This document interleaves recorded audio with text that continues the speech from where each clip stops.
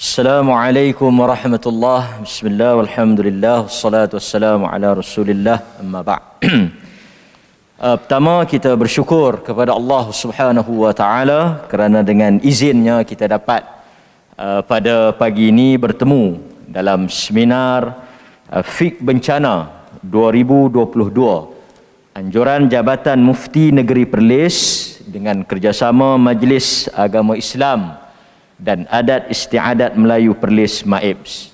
Alhamdulillah kita telah menyelesaikan beberapa siri pembentangan kertas kerja bermula daripada pagi tadi, dan kali ini kita akan sampai kepada program khas forum yang akan menampilkan dua gandengan yang tidak asing lagi di dalam medan ilmu.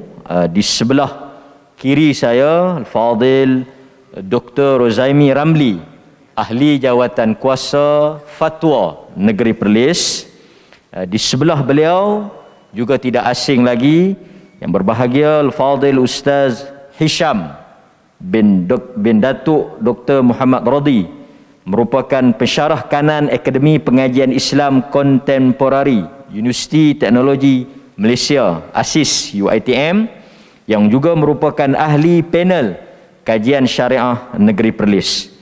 Dan kita pada pagi ini akan membincangkan satu tajuk khas dalam forum khas kita, iaitu bencana di antara azimah dan ruksah. Fiqh bencana di antara azimah dan ruksah. Seperti yang telah kita lalui pada pagi tadi dalam pembentangan-pembentangan yang disebut daripada awal, saya rasa mungkin telah disentuh sedikit sebanyak pengenalan tentang isu-isu berkaitan dengan azimah dan ruksah yang dibentangkan oleh panel-panel pada pagi tadi. Cuma dalam forum kita pada kali ini, insya-Allah kita akan cuba melihat daripada beberapa sudut pandang yang mungkin agak berbeza dan juga mungkin di luar daripada perbincangan biasa, insya-Allah. Bagi memulakan forum khas kita dalam keterbatasan waktu yang agak terhad pada pagi ini, saya dimaklumkan kita mesti berhenti pada jam 12 tengah hari, dan saya memohon kerjasama daripada kedua-dua panel agar tidak menggunakan masa lebih daripada kadar yang diperuntukkan. Jadi untuk meringkaskan lagi forum kita, saya nak terus kepada ahli panel yang pertama. Seperti dalam perbincangan asal, kita akan mulakan dengan Fadil Ustaz Hisham bin Muhammad Radi sebagai panel yang pertama, sebelum saya berpindah kepada panel yang kedua Al-Fadil Dr. Rozaimi. Soalan saya mudah sebagai pembuka bicara untuk kita mulakan forum kita, iaitu bila kita sebut azimah, adanya juga ruksah, dan kita nak minta Ustaz Hisham menjelaskan dengan ringkas, padat, apa yang dikatakan dengan azimah dan apa yang dikatakan dengan ruksah. Oleh kerana fiqh bencana ini lebih terfokus kepada isu-isu ruksah, banyak kelonggaran dan juga kemudahan yang diberikan. Kita minta juga dalam pusingan yang pertama ini Ustaz Hisham selitkan dawabit, itu garis panduan dalam kita menggunakan atau mengambil kemudahan ruksah yang diberikan oleh syarak kepada umat Islam yang berada dalam situasi luar biasa ataupun situasi yang bukan dalam keadaan yang normal. Jadi saya dengan segala hormatnya mempersilakan Fadil Ustaz Hisham untuk memberikan pendahuluan pada pusingan yang pertama. Dipersilakan. Bismillahirrahmanirrahim. Alhamdulillah wassalatu wassalamu ala Rasulillah wa ba'd. Al-Fadil Ustaz Rizal, pengurusi forum, ahli panel yang berbahagia Dr. Rozaimi Ramli, hadirin hadirat yang dirahmati Allah sekalian. Baik, rukhsah dan juga azimah. Rukhsah ini nak simple dan nak mudah lah kan. Rukhsah ini, azimah, pertama azimah ini merujuk kepada apa yang disyariatkan oleh, apa yang diwajibkan oleh Allah Subhanahu wa taala ke atas hamba-hambanya. Seperti mana disebut oleh Al-Ghazali dalam Al-Mustasfa. Jadi dia merujuk kepada syariat asal yang telah ditetapkan oleh Allah Subhanahu wa taala. Manakala rukhsah ia merujuk kepada kelonggaran ataupun keringanan yang diberikan oleh syarak yang berbeza ataupun menyalahi syariat asal yang telah ditetapkan oleh Allah Subhanahu wa taala. Nak memudahkan ini, Allah Taala menyatakan dalam Al-Quran, syahrul Ramadan faman syahida minkum asy-syahra falyasum, syahrul Ramadan alladzi unzila fihi al-Quran hudan lin-nasi wa bayyinatin minal huda wal furqan, faman syahida minkum asy-syahra falyasum. Wa man kana maridan aw ala safarin fa'iddatun min ayyamin ukhra. So dalam ayat ini Allah Azza wa Jalla menyatakan faman syahida minkum asy-syahra falyasum. Siapa yang melihat nak bulan maka dia hendaklah berpuasa. Jadi ayat ini jelas menyatakan bila dah masuk bulan Ramadan, nampak anak bulan Ramadan, maka kita sebagai orang Islam wajib berpuasa. Maka wajib berpuasa dalam situasi ini disebut sebagai azimah. Manakala wa man kana maridan aw ala safarin fa iddatun min ayamin ukhra. Siapa-siapa yang sakit kan, ataupun dia bermusafir, fa iddatun min ayamin ukhra, maka dia boleh tidak berpuasa, buka puasa dan boleh ganti pada hari yang lain. Yuridullahu bikumul yusra wa la yuridu bikumul usr. Kemudian Allah nyatakan lagi, Allah tegaskan lagi, Allah Taala nakkan kemudahan kepada kamu kan, dan Allah Taala tidak mahu kesukaran ataupun membebankan kamu. Jadi ini menunjukkan kepada kita, ayat ini menunjukkan secara jelas bahawa ada syariat ini yang bersifat azimah. So dalam konteks ayat tadi adalah puasa dalam bulan Ramadan. Wajib sebagai seorang Muslim wajib berpuasa dalam bulan Ramadan.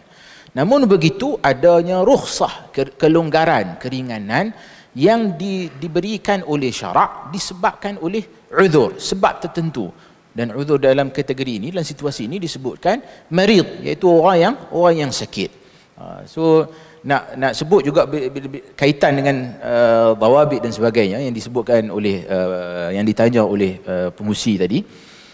Dalam situasi apa sebab ataupun yang membolehkan untuk kita mengambil rukhsah yang ditetapkan oleh Allah Subhanahu wa taala.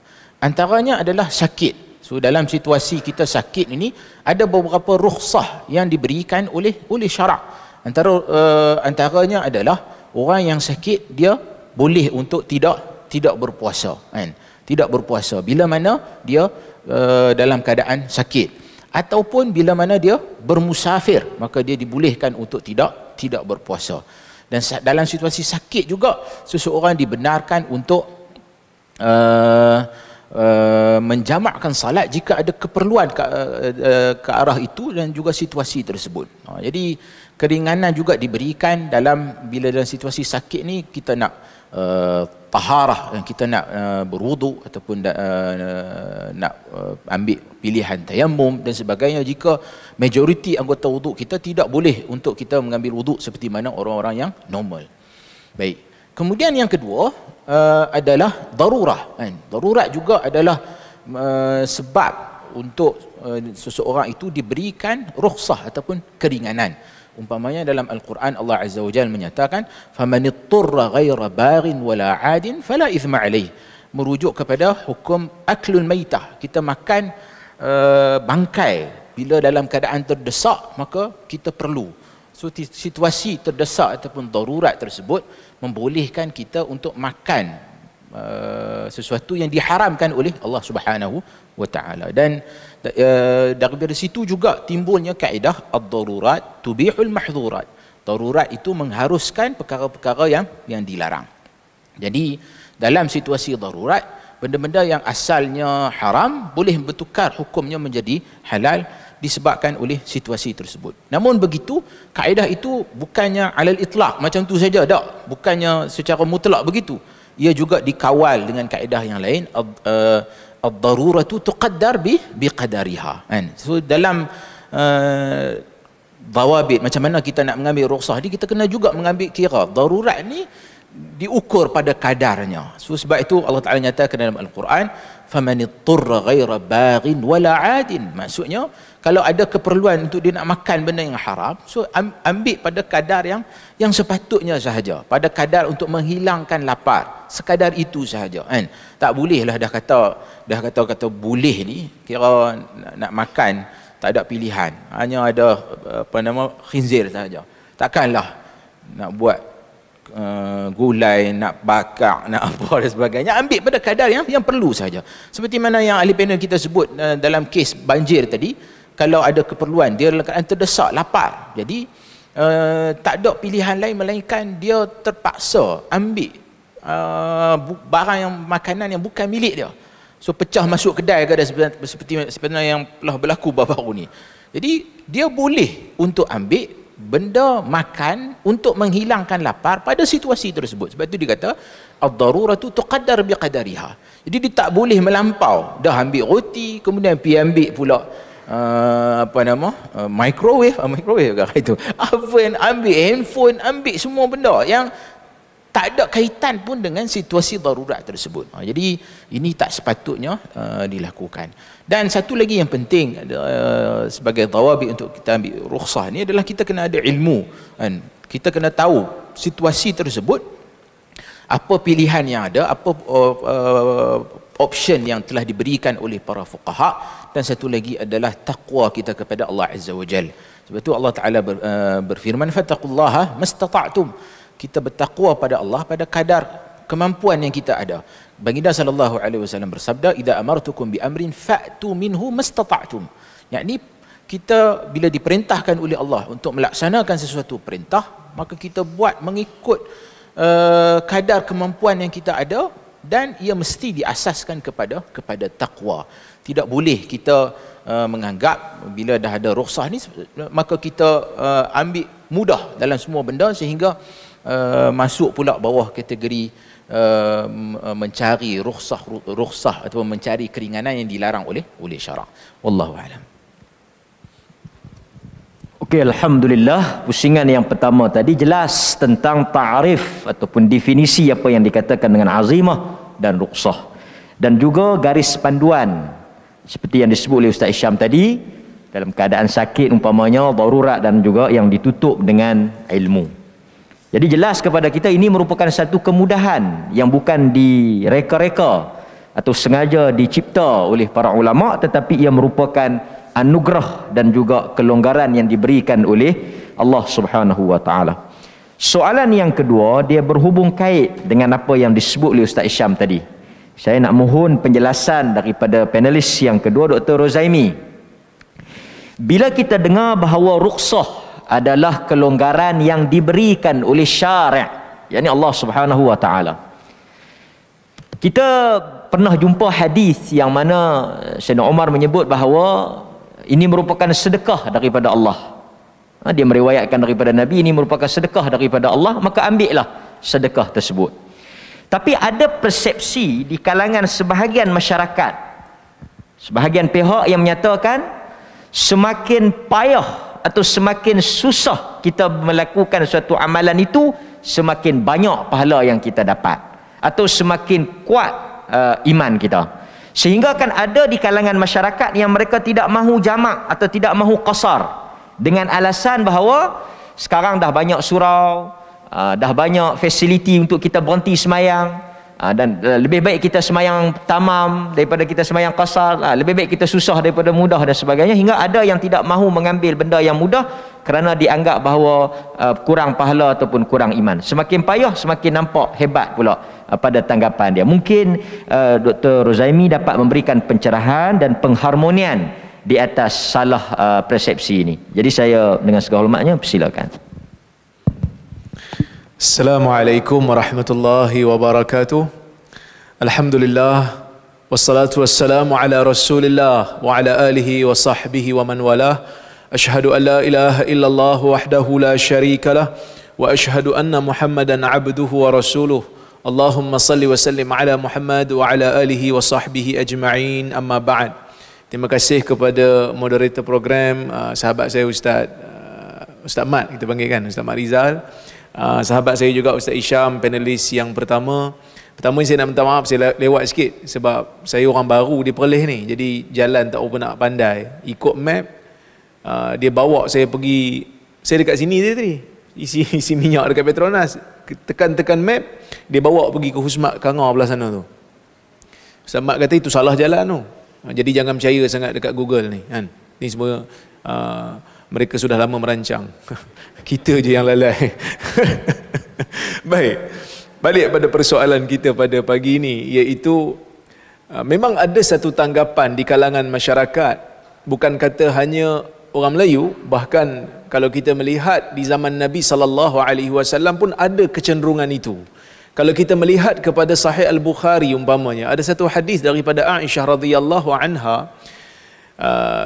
Aisyah radhiyallahu anha mengatakan bahawasanya kana Rasulullah sallallahu alaihi wasallam idza amara an-nasi bi syai' amarahum bima yutiqun. Rasulullah sallallahu alaihi wasallam apabila mensyariatkan sesuatu hukum kepada para sahabat, kepada umat, Rasulullah akan memberikan satu hukum yang mampu dilakukan oleh umat.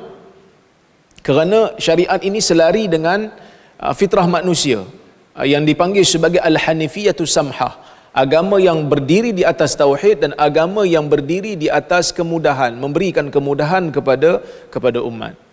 Jadi para sahabat apabila melihat kepada syariat yang ditunjukkan oleh Nabi sallallahu alaihi wasallam, kepada sunnah yang diamalkan oleh Nabi sallallahu alaihi wasallam, mereka merasakan tak cukup dengan apa yang ditunjukkan. Maka mereka pun mula bercakap. Dia kata, ya Rasulullah, lasna kahaiatik. Ya Rasulullah, kami bukan seperti kamu. Wa qad ghafarallahu ma taqaddama min dhanbika wa ma ta'akhkhar. Sedangkan Allah telah mengampunkan dosa kamu yang terdahulu dan yang akan datang. Maksudnya Nabi SAW tidak ada dosa. Para sahabat yang berkata ini, mereka seolah-olah ada kecenderungan, berikanlah kami satu syariat, satu ibadah, satu sunnah yang sesuai dengan kedudukan kami yang tidak seperti kamu, wahai Rasulullah. Kerana kami banyak dosa. Mereka memerlukan satu ibadat yang lebih berat, yang lebih tegas, yang lebih sukar. Maka maka Aisyah radhiyallahu anha mengatakan Nabi SAW marah pada ketika itu. Faghadiban Nabi sallallahu alaihi wasallam inda dhalik. Nabi marah hatta yu'rafa al-ghadabu fi wajhihi, sehingga kemarahan itu jelas terpampang di muka Nabi SAW. Sehingga Nabi mengatakan, inna a'lamakum billahi wa atqakum lahu ana. Sesungguhnya Nabi SAW kata, sesungguhnya orang yang paling tahu tentang Allah dan orang yang paling bertakwa kepada Allah di kalangan kamu adalah aku. Maksudnya Nabi nak bagi tahu kepada para sahabat, kalau kamu ada perasaan takut, kalau kamu ada perasaan dosa kamu banyak, kamu kena tahu aku lebih takut daripada kamu. Kalau kamu rasa nak bertakwa, kamu kena tahu aku lebih bertakwa daripada kamu. Ini bukan satu kebanggaan ni, ini merupakan satu penjelasan. Bahkan kalau kamu rasa tak cukup, kamu kena tahu yang paling tahu tentang Allah itu adalah aku. Maka apa saja yang ditunjukkan oleh Nabi sallallahu alaihi wasallam, itulah yang terbaik yang perlu kita lakukan. Dan kecenderungan ini juga kalau kita tengok dalam hadis yang lain, yang 3 orang sahabat Nabi. Tuan-tuan biasa dengar hadis ni, tuan-tuan dan puan-puan biasa dengar hadis ni. 3 orang datang rumah Nabi SAW, tanya kepada sebahagian daripada isteri Nabi, bagaimana ibadat Nabi SAW. Bila mereka dengar, mereka merasakan mereka perlu tambah ibadat mereka. Ada yang tak mau kahwin, ada yang nak tidur, ada yang tak mau tidur, nak berqiyamul lail sepanjang malam setiap hari, ada yang tak mau menikah. Maka Nabi SAW menegur 3 orang ni. Nabi kata, amma ana usalli wa arqud. Aku tidur juga, aku salat juga. Wa asum wa uftir. Ada waktu aku berbuka dan ada waktu aku puasa.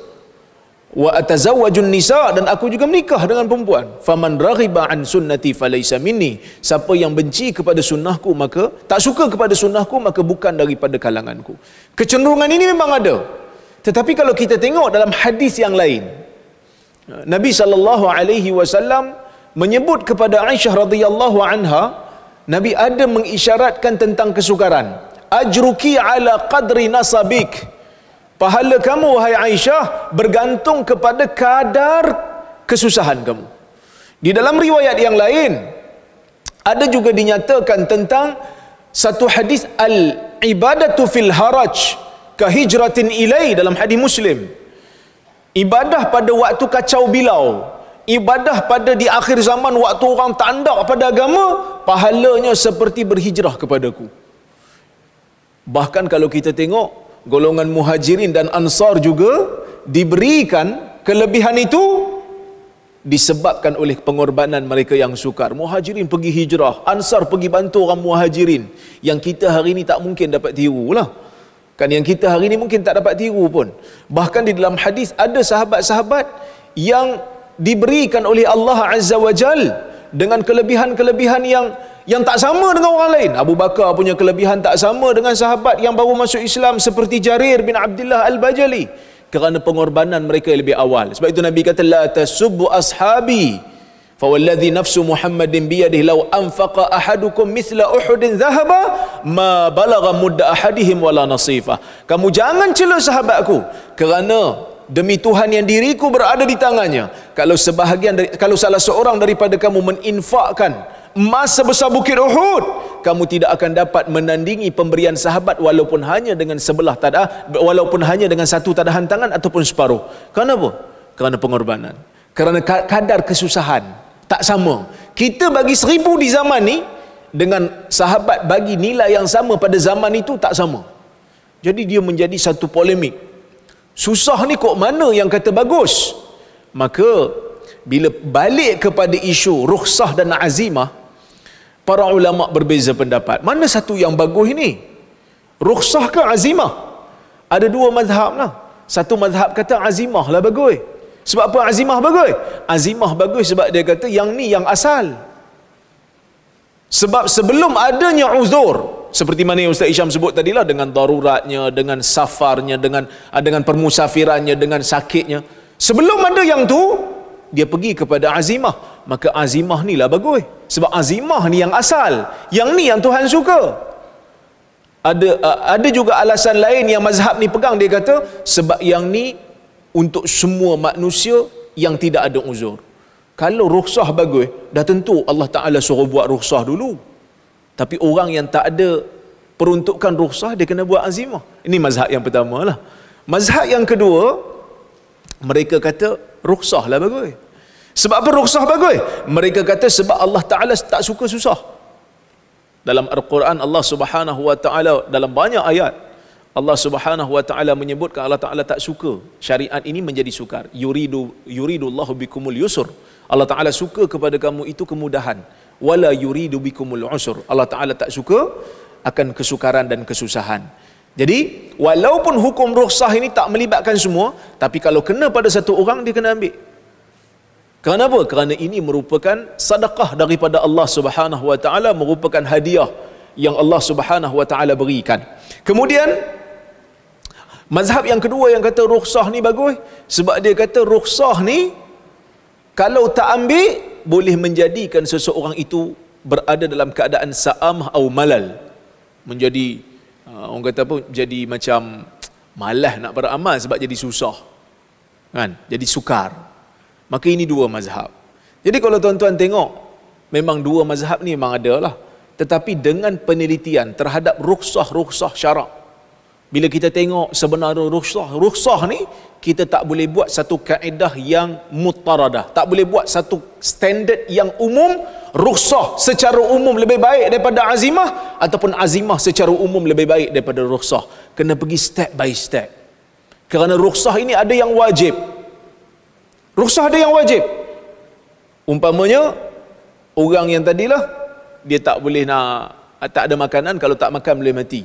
Maka wajib pada ketika itu dia ambil makanan yang ada pada dia ataupun yang mampu dia makan pada waktu tu untuk menyelamatkan nyawa dia. Walaupun benda tu mungkin pada asalnya tidak halal. Kerana Allah Subhanahu Wa Ta'ala suruh kita jaga nyawa. Maka dalam keadaan ni dah tentulah ambil rukhsah lebih baik daripada ambil azimah.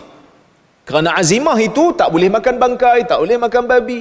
Tapi dalam keadaan yang terlalu darurat, sehingga kalau tak ambil menyebabkan mati dan tidak ada pilihan lain, maka pada ketika itu jadi wajib. Ada juga rukhsah yang sunnah ataupun yang sunat, yang mandubah ataupun yang mustahabbah, yang digalakkan. Umpamanya qasar salat. Kenapa qasar salat? Majoriti ulama kata sunat, walaupun Hanafi kata wajib. Kenapa dia kata sunat? Kerana dalam hadis Nabi SAW tidak meninggalkan qasar ketika mana baginda bermusafir.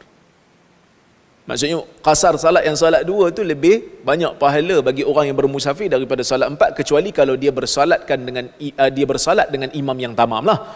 Kalau dia salat dengan imam yang tamam, dia kena tamam lah. Okey. Ada rukhsah yang harus. Contohnya macam kalau kita tengok dalam kitab fiqh, sapu atas khuf. Bagi orang yang dah ambil wuduk sempurna, lepas tu dia pakai khuf, bila dia wuduk terbatal, nak ambil wuduk semula, dia boleh sapu atas khuf. Dan itu merupakan perkara yang harus umpamanya. Begitu juga dalam muamalat pun ada jual beli salam, ada jual beli salam ni jual beli tempahan, kemudian jual beli sewaan. Ini semua adalah rukhsah yang diberikan oleh syarak yang asalnya tak boleh. Sebab asalnya memang tak boleh lah, sebab manfaat mana kita boleh kira. Tapi dibenarkan oleh syarak kerana ia diperlukan oleh manusia, maka ia rukhsah, ia harus. Dan ada juga rukhsah yang khilaful aula, ada juga rukhsah yang kalau kita ambil okey, tapi kalau kita ambil azimah lebih bagus. Umpamanya kalau orang paksa untuk kita bercakap dengan kalimah kufur, kalau tak kita dibunuh. Seperti mana dua orang yang dipaksa oleh Musailimah. Sebagian sebut Musailamah, ada yang sebut Musailimah, tapi yang tepatnya Musailimah. Musailimah al-Kadzab, yang mengaku Nabi SAW, yang mengaku dia Nabi selain daripada Nabi SAW. Maka dua orang tu dipaksa untuk mengaku Musailimah sebagai Nabi. Maka seorang tu tak mengaku, dia kata la adri, aku tak tahu. Maka dia dibunuh. Yang seorang lagi takut dibunuh, maka dia pun mengaku, sedangkan jiwanya kekal beriman. Maka bila diberitahu kepada Nabi SAW kisah ni, Nabi kata yang dibunuh itu dia dapat dua fadilat lah. Manakala yang menggunakan rukhsah ni dia tak berdosa.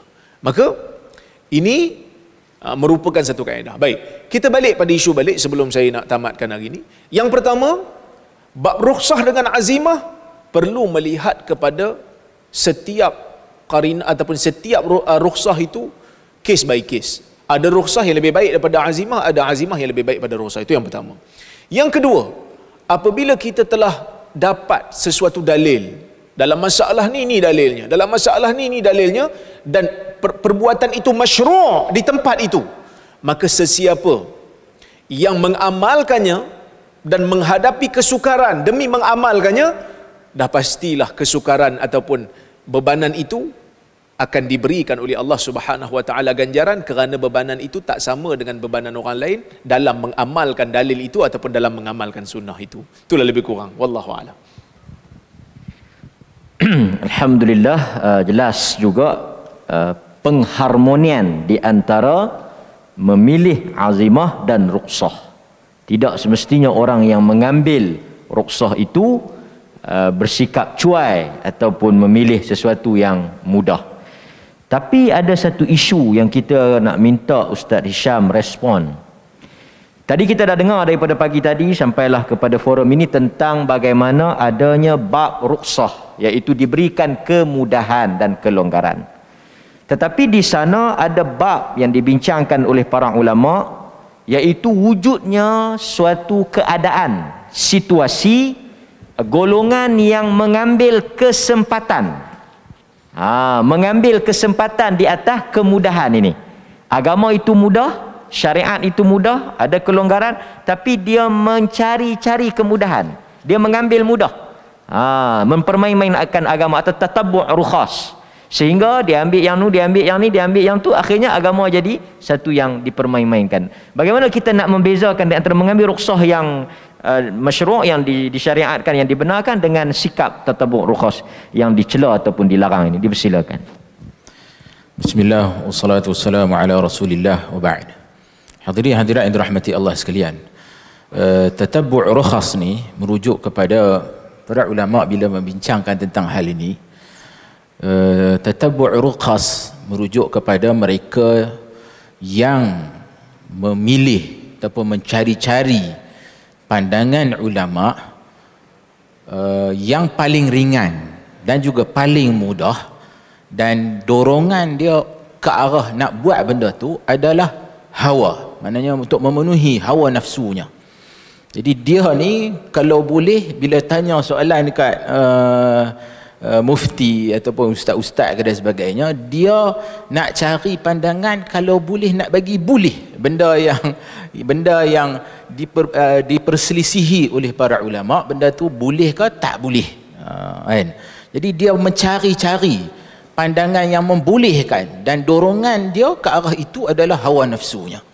Jadi sebaliknya, jika mencari pandangan ulama untuk memilih pandangan yang mudah atas dasar mencari pandangan yang lebih kuat dan lebih mudah, seperti mana yang Nabi SAW nyatakan dalam hadis, innallaha yuhibbu an yu'ta rukhasuhu kama yuhibbu an yu'ta azaimu, kan? Dalam hadis riwayat Ahmad, kan? Allah Subhanahu wa taala suka untuk seseorang hamba itu mengambil rukhsah, seperti mana Allah Taala juga suka seseorang itu mengambil azimah. Menunjukkan bahawasanya mengambil sesuatu yang rukhsah yang ringan ini adalah sesuatu, asalnya adalah sesuatu yang terpuji.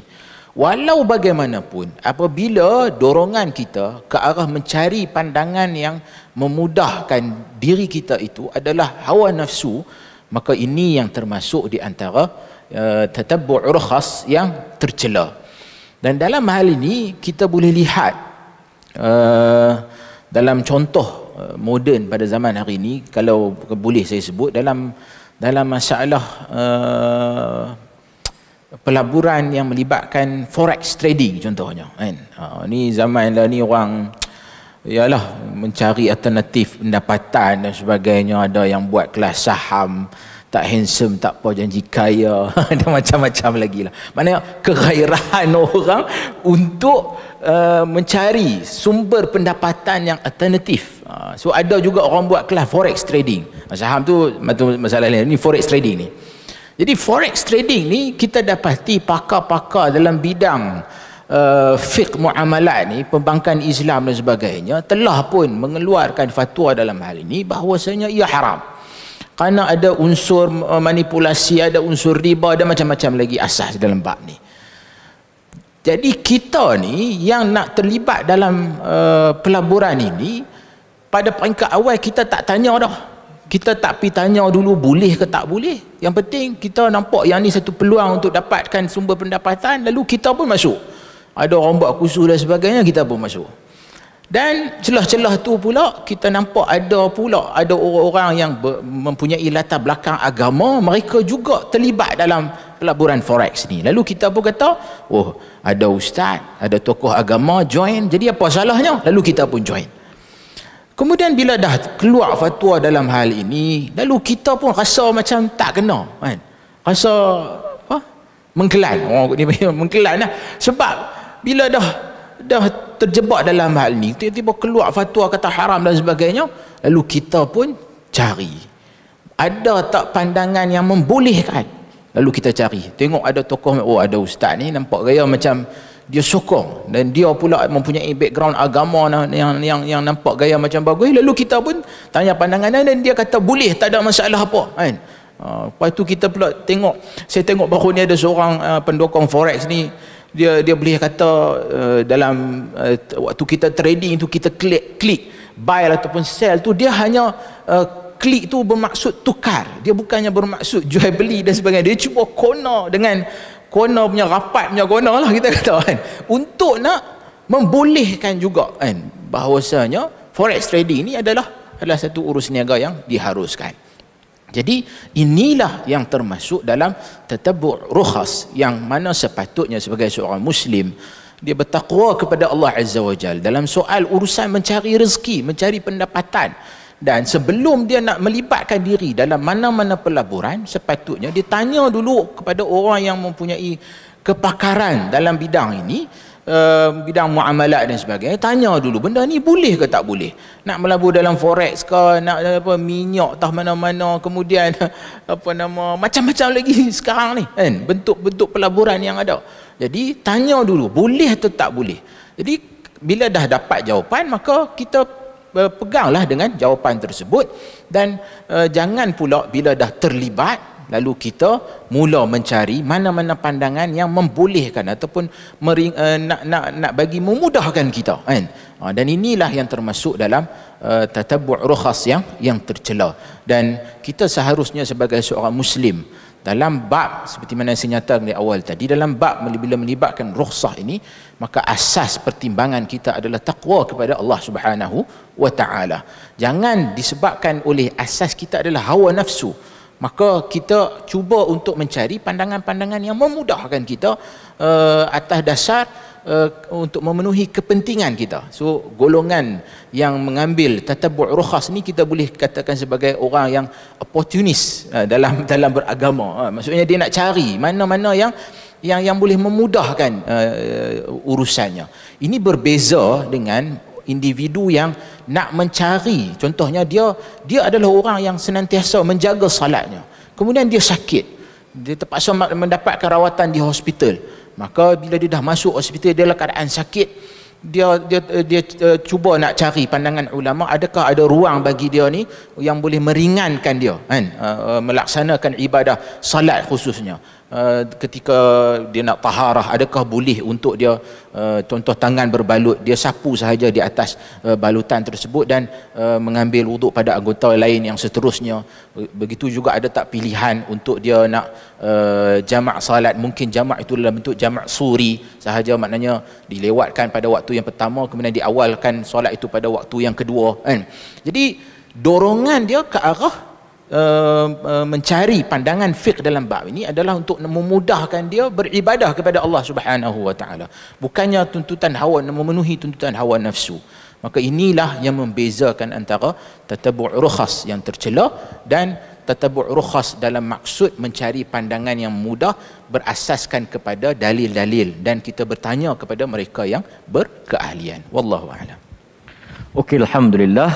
Terima kasih di atas pandangan yang saya rasa boleh dijadikan panduan oleh kita semua dalam memilih dan mengambil rukhsah.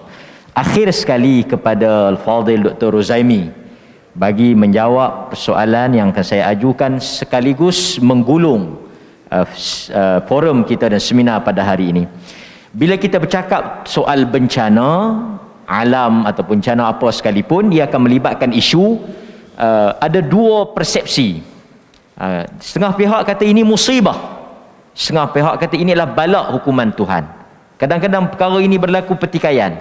Setengah orang kata pembalakan itu membahayakan haiwan, setengah kata haiwan juga suka kepada pembalakan. Jadi pandangan-pandangan yang banyak begini ini menimbulkan khilaf. Jadi kita minta Dr. Zaimi untuk jawab dan terus menggulungkan forum kita dalam masa yang terhad. Dipersilakan Dr. Baik, terima kasih Ustaz Ahmad. Ini benda yang saya dulu ada tulis juga, iaitu bila jatuh saja, bila berlaku saja musibah, bila berlaku saja bencana alam, maka sebahagian akan kata ini benda yang biasa. Memang bulan 12 adalah musim hujan. Jadi bila musim hujan, Allah Subhanahu Wa Taala akan turunkan hujan banyak. Jadi dia kata ini hanya sekadar fenomena alam, bukan bencana. Sebahagian pula kata tak, yang ni bala sebabkan dosa kita. Ada juga yang kata tak, kalau kat negeri saya banjir, itu adalah ujian Tuhan, kerana ni negeri ulama. Tapi kalau negeri orang, itu adalah bencana pada muka hamba. Jadi kita nak mari pada satu kaedah. Bila tengok kepada apa saja kerosakan yang berlaku, kesusahan yang berlaku, Allah Subhanahu Wa Taala memberikan gambaran di dalam Al-Quran. Allah Subhanahu Wa Taala kata zaharal fasad, zaharal fasadu fil ardi fil barri wal bahr bima kasabat aydin nas. Telah berlaku, telah terzahir kerosakan di darat dan di laut dengan apa yang dilakukan oleh tangan manusia. Allah Subhanahu Wa Taala bagi tahu dalam ayat ni kerosakan yang berlaku itu adalah disebabkan oleh tangan-tangan manusia. Tetapi kalau di sana kita ada juga tengok hadis Nabi SAW, Nabi SAW menyebutkan tentang asyaddun nasi bala'an al-anbiya summal amsal fal amsal. Kama qala, Nabi mengatakan orang yang paling dahsyat yang akan diuji oleh Allah dengan kesukaran ialah para anbiya. Dan kemudian orang yang paling kuat mengikutinya, kemudian orang yang berikutnya. Dalam hadis yang lain, dalam hadis Tirmizi, Nabi SAW kata, Nabi SAW hadis yang panjang, tapi di hujung Nabi kata, in kana fi dinihi salba ishtadda bala'uh.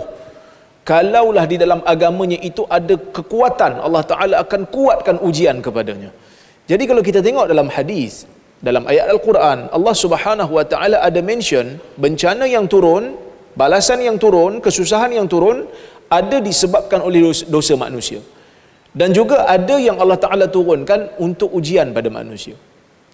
Oleh kerana itulah Al-Imamul Qurtubi, Ikrimah, dan juga Al-Imam Al-Baydawi ada menyebutkan, dia kata memang ada sebahagian daripada bencana yang turun disebabkan oleh kerana dosa manusia, dan ada juga yang turun disebabkan oleh kerana Allah Ta'ala nak mengangkat darjat antara di kalangan manusia. Jadi macam mana kita nak tengok bila kita nak berinteraksi dengan benda ni, mana-mana bencana yang memang dah berlaku di zaman penurunan wahyu. Umpamanya Al-Quran bagi tahu yang ni diturunkan kepada kaum ni sebagai balasan kepada mereka, kaum Ad, kaum Samud, Fir'aun dan sebagainya. Kita kena kata yang ni memang bencana lah, memang Allah Ta'ala turunkan azab kepada mereka disebabkan oleh kerana dosa mereka. Mana satu yang turun nas bagi tahu bahawasanya ia adalah untuk meningkatkan darjat orang-orang yang beriman, kan? Maka yang ni kita kena akui. Tapi bila tengok zaman ni, kita tak ada dalil yang jelas. Kita tak boleh kata ini confirm disebabkan oleh, baru ni kan banjir kan, dekat Shah Alam banjir, dekat Pahang banjir, dekat Kelantan pun ada banjir. Jadi sebahagian daripada kita kadang-kadang bila banjir je dia kata ini dosa sebab tak rapat saf. Dia dah jadi macam wakil kepada Allah untuk bagi tahu confirm ini adalah rajmun bil ghaib. Ini merupakan satu perkara yang kita kata memastikan sesuatu perkara gaib sedangkan tidak ada dalil pada ini. Satu kezaliman lah. Mana dia tahu sebab tak rapat saf, kan? Mana dia tahu sebab tak rapat saf Tuhan turunkan bala, sedangkan mungkin ada juga dosa lain yang lebih dahsyat daripada tu, kan? Kalau tak rapat saf orang kata apa, tak rapat saf menyebabkan bencana turun, kan? Sedangkan apa yang kita buat itu berdasarkan kepada ijtihad. Kalau salah ijtihad itu pun Nabi SAW memberitahu orang yang tersalah dalam ijtihad akan dapat satu pahala, kan? Tapi ada juga memang dia jadikan modal lah, terutamanya golongan yang anti-vaksin ni. Apa saja dia akan jadikan modal. Tapi tak apalah, mudah-mudahan Perlis insya-Allah kita dah rapatkan sejadah. Nanti kita akan tengok macam manalah. Kalau boleh mufti akan memberikan panduan yang berikutnya. Tapi itulah kita kena tahu mufti ni, saya bukan mufti, tapi saya nampak bila perbincangan berlaku, saya nampak mufti dia ada kebimbangan. Sebab apa? Sebab kebimbangan tu bila kita buat satu keputusan melibatkan nyawa orang, sukar, fikir panjang, 4 kali mesyuarat, 5 kali mesyuarat kami bincang masalah ni, kan? Tapi orang yang tak peduli, dia akan kata tak apa, rapatkan aja. Sebab nas ini, nas dia tidak boleh lihat kepada satu angle, dia kena melihat kepada pelbagai. Kerana nas ini bila kita nak faham, dia ada ma'alat, dia ada dia punya kesinambungan, kesan daripada sesuatu perkara. Walaupun asalnya perkara itu memang dibenarkan, tapi kalau kesan membawa kepada benda yang tak baik, kita kena lihat semula dan mungkin kita tangguhkan. Nabi SAW tak jadi robohkan Kaabah dan bina semula di atas kawaid Ibrahim, binaan Ibrahim, walaupun binaan Ibrahim tu yang asal, kerana Nabi SAW risau, bimbang orang akan menganggap Nabi SAW merobohkan Kaabah dan mereka akan menjadi syirik semula. Nabi tak jadi buat, walaupun benda tu dibenarkan untuk buat. Jadi kita kena tengok daripada banyak angle. Jadi pada zaman ini kita tidak ada bukti yang jelas, cuma kita boleh ambil pendekatan sebagai pendidik. Kalau kita nak kata ini sebab dosa kita, okey, tapi gunakan bahasa bukan untuk mematikan semangat orang untuk kembali kepada agama, tetapi gunakan ayat yang lunak untuk mereka kembali pada agama. Umpamanya, mujurlah kita masih hidup, harta kita je yang pergi, ini bukti Allah Subhanahu Wa Taala masih sayangkan kita, nak sedarkan kita, maka kembali pada agama. Beza dengan ini bala bencana pada muka hang, sebab tu hang. So kita seolah-olah telah menjadi penghukum, lama-lama orang rasa macam agama ni hanya sekadar hukum je lah. Jadi kita kena seimbangkan di antara ayat yang menunjukkan ar-raja dan ayat yang menimbulkan al-khauf. Jadi ini benda yang paling penting. Jadi sebagai penutupnya, saya nak kata kita sebagai mukmin, apabila berlaku bencana, kita cubalah ambil hikmah daripadanya. Dunia ni memang sementara, kita ambil hikmah, kita ajak orang kembali kepada agama, buka pintu harapan kepada mereka. Mudah-mudahan mereka akan sedar dan mereka akan kembali pada agama. Bukan mereka akan rasa aku ni memang tak guna, Allah Ta'ala memang bagi bencana kat aku sebab nak suruh aku rasa sakit, maka agama ni hanya menghukum je lah, kan? Wallahu'alam. Okey, terima kasih. Jadi saya dah dapat isyarat untuk kita tangguhkan forum dan saya kembalikan balik kepada pengurusi majlis Fadil Ustaz Said. Terima kasih kepada semua ahli panel pada kali ini. Terima kasih.